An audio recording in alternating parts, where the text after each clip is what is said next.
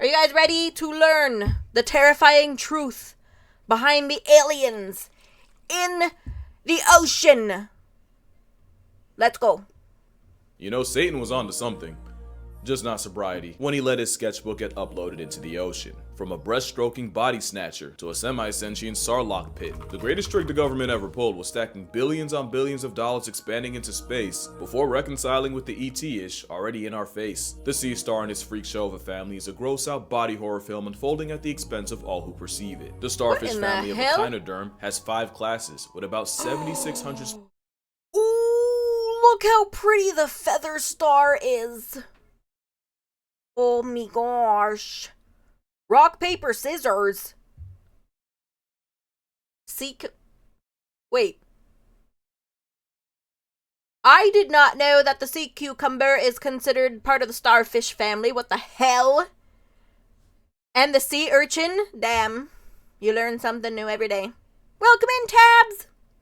species across those classes, each as viscerally disturbing and beautifully unnerving that as one's the so next. pretty, I the like starfish it. are so freaked out for Earth, Damn. Their scientific name is Asteroidea, and if a report comes out that aliens have been stowed away in the seas this entire time, the #1 suspect would be Lucifer's loofah. The first red flag is starfish ignored the concept of blood. Instead, they got an open seawater circulation system that actually makes a lot of sense when you realize how they move. It starts with the madreporite, a plate that's like the front door of its system that's almost intentionally off-center to remind you that symmetry is an earthly concept. Water moves in through the madreporite through canals until they eventually reach the tube feet, which is how this Lovecraftian fidget spinner goes mobile. Because when the valve closes and the eye drop coated ampulla contract, it shoots water into the tube feet and forces them to extend. And when the extended tube foot hits a hard surface, the center retracts, forming a seal that only breaks when it's time to move on and stick to something else. Thousands of tube feet doing this dance is how a sea star can move faster than a facehugger ever should. Maybe that wouldn't be as disturbing if sea stars couldn't also see. Starfish have eyes. It's just that if he were real, he'd be standing on them. We've known that starfish have eyes at the end of their arms for 200 years. The question is, what is sight to an animal? Wait. Did he just say they would be standing? I'm listening to that again. They would be standing on their eyeballs underwater, especially deep underwater in the sea is super scary. You don't know what the hell is down there. Yeah, there are some really creepy ass looking deep sea creatures. I love learning about them though. If sea stars couldn't also see. Starfish have eyes. It's just that if he were real, he'd be standing on them. What? We've known that starfish have eyes at the end of their arms for 200 years. They walk on their eyeballs. What is sight to an animal without a brain? Likely something beyond our comprehension. Kind of like the time someone told me blind people don't just see black, they just see nothing. I went non-verbal for 5 minutes fumbling with the concept. It's believed that sea stars don't see the world like you and me. Instead, they see the world in lights, darks, and shadows. One experiment tested this by going to a reef in Japan and pretty much circumcising their eyes with scissors. After that, they took the eyes of sea stars and those that didn't get theirs lobbed off and placed them away from the reef. Okay, wait, I'm pausing. Jello has an announcement. I actually heard this question be asked before to someone who was blind, and this is how they described it. They said they don't have a concept of what black is. What they see is, imagine try to look where your blind spot is. Like, you know how we have blind spots in our vision? Their entire vision is like what your blind spot is. So it's not that they don't see black. Like, they can see shadows. They can't see anything. There's no concept of sight if you're completely blind. Well, because you wouldn't even know what black is. Yes. It's like seeing... it's like trying to look and see what it's like in your blind spot. You can't see in your blind spot, and that's what being completely blind is like. It's a full blind spot, basically. Okay. Do you guys understand?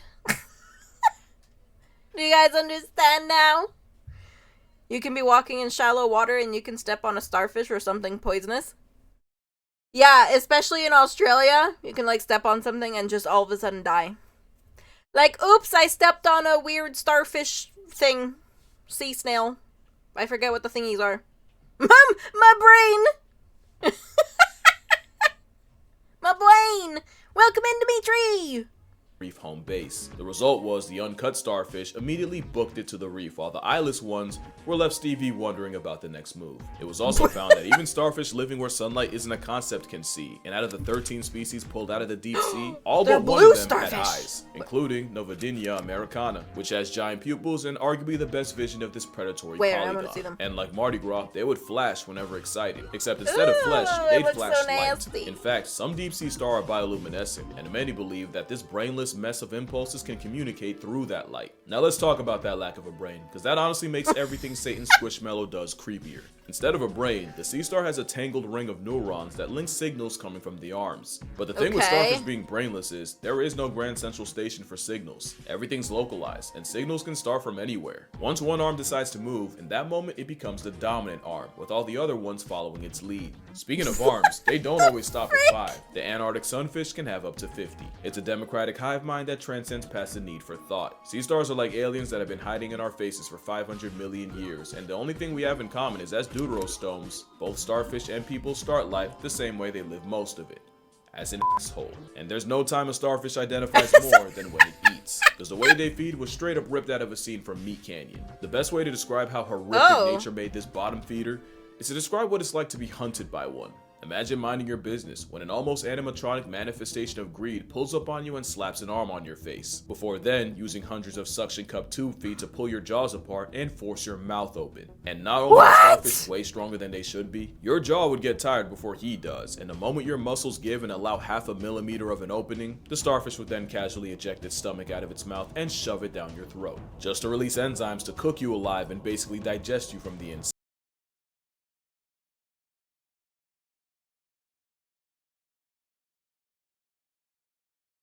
What? Also, Mushu, no! You'd probably scream if you didn't already get your lower jaw. It can eat a bearded dragon. Is the external stomach blanketing you in a corrosive embrace before dragging you back to its gaping maw with the now half-digested concept of you. The sea star is the apex predator of a Stephen King wet dream that'll eat mollusks like mussels and clams. Like I said, that involves using brute force to divorce the two halves of the shell until the muscles give out, which might just make it the worst persistence hunter, cause imagine playing tug-of-war with an animal with no working concept of tired, and where giving up just a 1/10 of a millimeter can get your insides turned into soup. And we're talking about a predator that'll spend not just hours, but days pulling a clam apart. They'll also eat sponges like they're coral cotton candy, and I don't think— Bro, what was that? Is there living what? What is that? Turn into soup. And we're talking about a predator that'll spend not just hours, but days pulling a clam apart. They'll also eat sponges like they're coral cotton candy, and I don't think the implication even needs to be explained. A bearded In fact, clam? Patrick Merc SpongeBob, his family, the kid they raised, I don't know if Buddy got a name, but he would have got packed up too. Their only chance would be Gary using family ties to try and put a hit on him, with the giant Pacific Triton being one of the few animals able to prey on the crown of thorns starfish. But starfish will prey on anything that ain't nailed down. As part-time scavengers, they'll also remove the dead like a garbage disposing Jabba the Hutt. A mother octopus's prize for loving her kids almost to death is a starfish dragging her off to a certain one. Starfish are also common predators to other starfish, as this one is now finding out at the arms of a sun star. They're different species, so technically not cannibalism. Some owls eat other owls, and some cats cook other cats. So a sea star dissolving another star isn't cannibalism. If you gotta eat, you gotta eat, right? Which they also do, by the way. 2 researchers wanted to find out just what would happen if a bunch of baby sea stars— I didn't know clams move. What the frick? Now I need to find a video about that. were introduced to a possibly predatory crab. They never would, because the sea stars started eating each other before the crab even got involved. Imagine the Joker pulling up to find the hospital already got leveled by a receptionist. There's a good chance this friendly fire is how a starfish can even the odds when they're just one of millions of eggs that get spawned. Because an animal with no conscience is physically incapable of finding a to give, which is why the Australian government had to go to war against them. It'll never not be Australia. The crown of thorn starfish is an unhinged pincushion that has been eating the literal life out of reefs. The Great Barrier Reef is one of the most biodiverse spots on the planet, and in the last 30 years, 42% of its coral has disappeared because of the Devil's Tiara. The response was over 250,000 thorn demons were perp walked off the census, with them getting one shot of vinegar. Apparently, vinegar has a 100% kill rate against a starfish, and just one injection causes them to fall apart. It means means one shot of Okay. vinegar can do what used to take multiple injections and can speedrun their downfall, with trained divers erasing as many as 1,000 living thorns in just one 40-minute dive, which you could be my feelings of feeling bad gosh. for if the crown of thorns wasn't also a threat to people. Starfish contains saponins, the a frick? detergent-y type of chemical that Oh my foams God. if you shake it in a bucket. If a starfish's spines enter your body, a mess of saponin does too, and can cause not only extreme pain, bleeding, and swelling, they can destroy blood cells and cause Oh my god, that looks so painful. Holy what the frick? Bro. Yeah, this is the one where, remember we were like, oh, you just step on it and you like die or swelling. something. They Yes. can destroy blood cells and cause Wow. crippling liver damage. The chances Oh you my get subtracted by a gosh. sea star are low, but mama would have raised a liar if I said 0. In 2014, a woman was struck by a crown of thorns and died 13 hours later of anaphylactic shock. A death where her throat closed in and suffocated her, her liver looked like 6 rounds of What the alcoholism, frick? and a hemorrhage led to blood leaking into her lung air sacs. So yeah, the crown of thorns is like an ocean lanternfly. Their potential is worthy of the Damn. same treatment. Well, maybe not, because we've microdosed a world without starfish.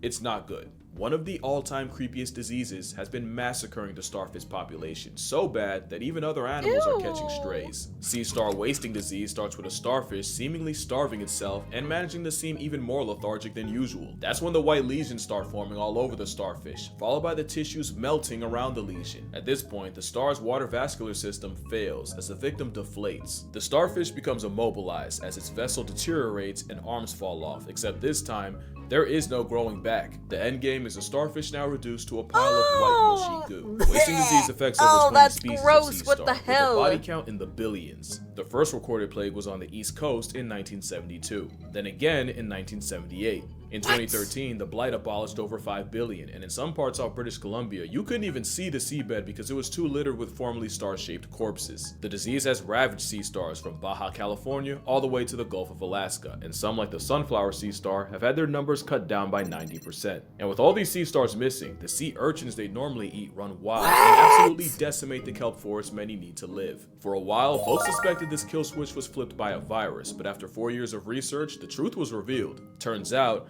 it's actually a bacteria, Vibrio pectinacida, that's causing starfish to spontaneously dissolve. I'd call them zombies, but zombie starfish was already a concept straight out of the pages of Oh my Satan. god, look at that thing! 4 months thing! Thank you! Thank you! Satan's favorite author. Because he made that one too. And they're not even the zombies that give you the respect of moving at quarter speed. Because brittle stars are the fastest echinoderms. And if Holy you have shit. arachnophobia, I'm about to lose your business. Brittle stars move like sea spider imitations that, again, aren't that fast, but are entirely too fast for an animal looking like that. Their swimming's a lot prettier though, even if it is the opposite of efficient in how I swim in my dreams. To be fair, dreams are the only place I freaking die can if swim. I was but I'm working on it. swimming Like and the sea seeing star, that they're thing a mess moving. of tangled nerve cords spilling into the arms. But unlike the sea star, brittle stars don't have eyes. Instead, the CSTD sees with its skin. Extraocular vision means brittle bandits use proteins in the skin called opsins to sense light. Pretty much the light hits the proteins, which sends a response to the brittle star to make it move out of the light. Meaning its entire body is Oh, so technically it doesn't- an eye, it doesn't which is like the why light. it's a star that also fears the sun, since brittle stars spend most of the day hiding under rocks and crevices, so any light sends them scrambling out of the spotlight like roaches. Some aquariums even train brittle stars to associate the lights dimming with food, and so they would all just crawl out of the woodwork Damn. whenever someone would lower the lights. Not bad for an animal that's brainless and has to poop out of its mouth. A mouth that has 5 jaws, by the way. Which is the last thing you'd see if you got murked by one, because any prey caught in those spines would get crushed to death Booty before hole. being digested. Even something like a squid can get got if it dicks around in the hit range of a bunch of brittles, and considering what we know about squid, I don't think you could dream up a worse way to become a wuzz. Brittle stars also catch bodies passively through suspension hunting, but the most cursed version of an already cursed animal is a suborder of brittle stars called Eurylina, aka basket stars. I don't even know what nature thought it What was doing in with the this fractal. frickin' Basket what? stars only have 5 arms. It's just that they proceed to branch off into straight nonsense. Arms lined with hooks and spines, and when they catch something alive, it'll wrap its arms together and form a basket around its prey. Bro, this looks After like which the semi-sentient something out of a spiderweb uses game. tube feet to work the creature entombed in mucus and spines towards its sarlacc pit of a mouth. It's basically getting eaten alive by a bush. A bush that can move, mind you. Oh The my giant god, wait. It looks like fingernails. They look like fingers. Ew. What the hell? And these look like those friggin', oh my god, like those metal cords and stuff. Oh, wow. This is insane. Mind you, the giant basket star will hide in crevices during the day, only to climb on top of coral to hunt at night. Also, they get pretty big. Gorgoncephalus is named after Medusa's headshot, and they can have arms as long as 2.5 feet. Just a nightmare of an animal related to a starfish, but as cursed as a cancerous group can be, the feather star is equally as ethereal. This biblically accurate angel This one's is a so crinoid. pretty. There's two classes of crinoids. Looks like a the palm marine tree. tickle monster right here, and the sea lily. The difference is, feather stars seem to have unlocked free will, while sea lilies settle down and plant themselves in one spot via a stalk. But let it be known, sea lilies can always drag themselves away when they're motivated enough, and if you're enough to make a sea lily want to walk away, consider that an insult of the highest order. It really is a living fossil, with crinoids being around for about 500 million years, so basically the granddaddy of all the nonsense in the ocean. It looks like so a it makes palm sense that tree, they also it's have so some pretty. of the wildest plot armor too. Crinoids survived several extinctions, including the infamous Permian Triassic, which realistically should have been the end of them. It also turns out the same ocean warming that destroys coral has zero effect on a feather star. In fact, science says they actually regenerate faster when the heat gets Damn. raised. This forgotten feather duster was around before us, and best believe they'll be here long after. I want and yeah, one. their arms can regenerate, and some can have up to 150 on standby, which they need because the feather star also has a lot of groupies, but in this case the star's the one getting screwed. There are animals whose entire personality is mooching off a feather star, and they even evolved to have the exact same color. Once one of these ride-alongs find their feather, they feed on it, either by chewing on its infinite food glitch in the form of arms, or by feeding on its feces. It's a muse fresh out the pages of Dr. Seuss with relationships almost God, as it's so toxic as pretty! marriage. If you know, you know. One fish, two fish, dead fish, new fish. Except we're not talking about fish, and I will not be elaborating further. But the feather star doesn't have it nearly as bad as a sea cucumber. Hint, they look like what they eat. It's a bottom feeder in every sense of the the word, frick? a detrivore living off the dead and decaying. They use tentacles to shovel sediment into their system, where they digest anything organic and eject the rest. Which means the sand is actually cleaner coming out than going in. And by recycling all the organic nastiness no one else will, sea cucumbers help prevent the same algae blooms that can suffocate fish. Not to mention, their bowel bricks help seagrass grow and even contains calcium carbonate, which not only builds the skeleton of coral, it even helps reverse ocean acidification. Mind you, a group of sea cucumbers is called a pickle, and a reef's worth of pickles can produce up to 70,000 tons of poop. A pickle! It's a group. It's called a pickle. I found a group of a pickle group. A year, and it's estimated the combined cucumbers on Heron Island guess it makes release sense. 5 Eiffel Towers worth of product. And yet, with all they give back to the community, some decide that's not enough. Oh, that one with looks some, cool. like the pearlfish, using the cucumber as a personal panic room by forcing their way through the squishy's poop chute. The same brown eye they breathe through, and it's not just one squatter they have to deal with. One cucumber can have 15 pearlfish packing its prostate. I mean, what's he gonna do about it? Wow. What they do have are teeth. Yeah, that's not its mouth. The other form of self-defense involves violently ejecting the bowels out of the cloaca and respawning the organs they sacrifice in a spectacle called visceral What the regeneration. But they can be frick? trigger happy. Some cucumbers butt confetti themselves if you pick them up too fast. Oh, also, sea cucumbers aren't terminally grounded. Some can fill themselves up with water and fly through the water column, covering almost 60 miles in a day. The headless chicken evolved water wings to take flying literally. Probably the like closest total to cute a sea diva. cucumber's capable of. Or at least it would be if I didn't also just remember sea pigs are a thing. But none of that changes the fact that sea cucumbers get violated so regularly that nature had to spike stripe their sinkhole down south, which the sea urchin somehow decided it wanted for its mouth. The sea urchin's The fish teeth needs are somewhere to self-sharpening, hide. and they use it to scrape algae from rocks. Without them, that algae would smother coral and kill it, along with anything that depends on it. Which is surprising, because most would swear sea urchins only exist to f with the natural I order. forgot Imagine sea being urchins so can universally move. hated, you give clout to other animals just by them murking you. Whether you have the pretty privilege of an otter or the personality of a wolffish, you can make an honest name for yourself off clapping urchins for a living. It seems no one likes a sea urchin, but what if I showed you what's beneath the spines? Does this do something for you? That is a sea urchin skeleton, also referred to as a test, and let it be known the test has failed, I still feel nothing. Well, I do feel pity, because many suffer from underwater alopecia, where a parasite can cause their spines to fall out, and as someone who's a few follicles away from a first-class flight to Turkey, that's tough. But sea urchins don't get smacked by life and just take it. They have one of the most unhinged forms of self-defense. They'll eject their jaws and launch them like a projectile. Pedicellariida Oh, are okay. tiny, wrench-like pinchers that scientists thought were parasites because they can fully move on their own. Instead, some urchins release a cloud of these mobile jaws that can home in on a predator well, and release venom if they penetrate rip past to the that skin. fly. This spike ball releases hundreds of tiny, self-functioning jaws laden with toxins, which is a lot better than being a Holy cucumber shit. blowing your own back out. Echinoderms are aliens that missed their return flight and have been figuring out life ever since, and without them, the ocean would be a nastier, poopier, more acidic, lower pH place. So the real horror movie would be the world without them.